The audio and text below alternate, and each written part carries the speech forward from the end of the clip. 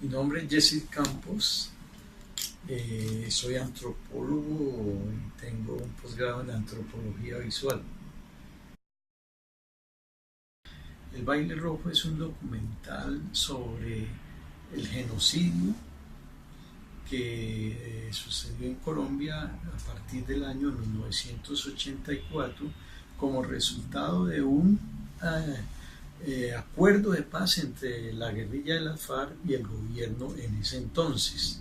En ese entonces se hizo un acuerdo en que la guerrilla, como parte de ese acuerdo, se armaba un frente político, un partido político donde la guerrilla podría llegar a hacer política legal, y si eso funcionaba dejaban las armas y empezaba una concreción mejor del proceso de desarme, etcétera.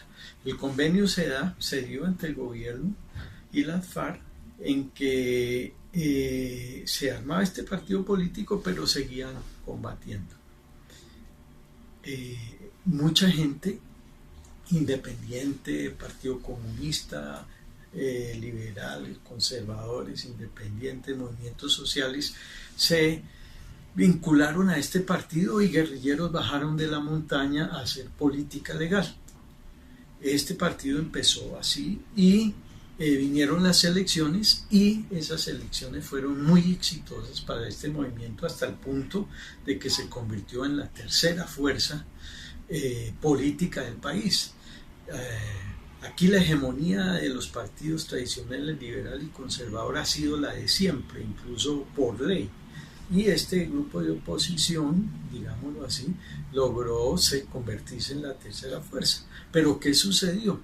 Que a todos los elegidos, que fueron muchos parlamentarios, concejales, asambleístas en gran parte del país, comenzaron a matarlos, ¿sí? Y empezó un proceso de eliminación física muy estudiado, muy planificado, muy intencional, hasta acabar con esta organización. 1984-1992, alrededor de 6.000 víctimas mal contadas se cuentan entre homicidios, desapariciones forzadas, torturas, exilios, etcétera, se dieron contra esto. Entonces mi documental lo recoge con base en la memoria, denuncio ese genocidio y visibilizo ese caso de crímenes muy poco conocido a nivel internacional, pero que aquí ha dejado una huella imborrable en la memoria, sobre todo de quienes participaron en ese movimiento. ¿Sí? Un genocidio. En Colombia se dio un genocidio muy particular porque se supone que este es un país democrático. Como documentalista no fue fácil. Uno, porque los sobrevivientes de ese genocidio tenían miedo de hablar, tenían miedo de salir a dar su cara, porque seguían siendo estigmatizados. Siempre se les señalaba como miembros de la guerrilla, cuando su acción fue totalmente legal y abierta. Por otro lado, es el reto para uno como artista, como documentalista, de representar algo como un genocidio. No hay mucho documento, y si lo hay está oculto porque es un pasado, llamémoslo, presente o reciente. Entonces, ¿a qué hay que acudir? A la memoria. Darle el valor a la memoria de los sobrevivientes, sobre todo a esa voz que ha vivido la experiencia de ese genocidio, para poder, con base en esos testimonios, en esos relatos, construir, ¿sí?, dentro de un lenguaje visual, darle sentido a ese hecho tan oprobioso como se dio el exterminio de esta gente. Entonces, hubo un reto muy grande, cómo representar eso, ¿sí? Y yo me fui por el lado del testimonio, ¿no? que muchas veces se cuestiona como no verdad, como que es algo muy subjetivo. Sin embargo, son tantos los casos, son miles de casos y de testimonios que recogí, que no hay duda de que esos relatos representan qué fue lo que sucedió. Ahora, no, cada persona, cada mujer, cada hombre vivió la experiencia de una u otra manera, pero en su conjunto nos da el sentido de lo que sucedió.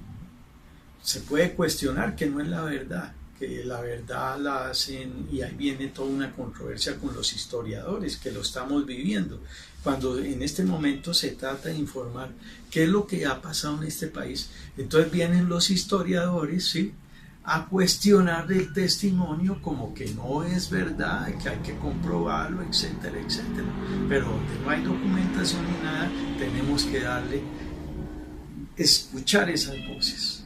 Escuchar, sabemos que no es la verdad como se entiende, pero es su experiencia, y esa experiencia es lo que tenemos y es lo más importante para, como sustento, para conocer los hechos, para conocer quiénes han sido los victimarios, quiénes planearon, quiénes planificaron este horror de este genocidio.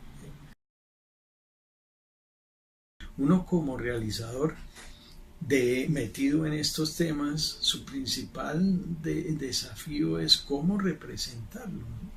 Y no solo cómo representarlo dentro de la herramienta que uno tiene, sea la poesía, la literatura y eso, sino también, es decir, hay que partir de cómo la gente lo vive, de cómo la gente lo piensa, de cómo la gente lo relata, y es cómo lograr recoger esas imágenes, esas palabras, ese imaginario, y plasmarlo en una obra, entre comillas, que comunique, que le comunique a quien no ha vivido esa experiencia algún sentido de lo que la gente quiere comunicar, y eso no es fácil, pero es el desafío. Tenemos que llegar, tenemos que contar. Y no se trata de darle la palabra al que no tiene voz, eso es totalmente paternalista y ofensivo. Todos los que vivimos en estos países con semejante violencia somos víctimas, así no nos hayan matado a mi hermano, somos víctimas, vivimos afectados por esa violencia. Entonces se trata de, en conjunto, hombro a hombro, escuchando, dialogando, sacar las imágenes y poder relatar las historias que la gente quiere, por un lado, y por el otro, que le lleguen a la otra gente que no tiene ni idea de esos acontecimientos. Nada fácil, pero es el reto que tenemos los que trabajamos en el arte, en la poesía, en la literatura.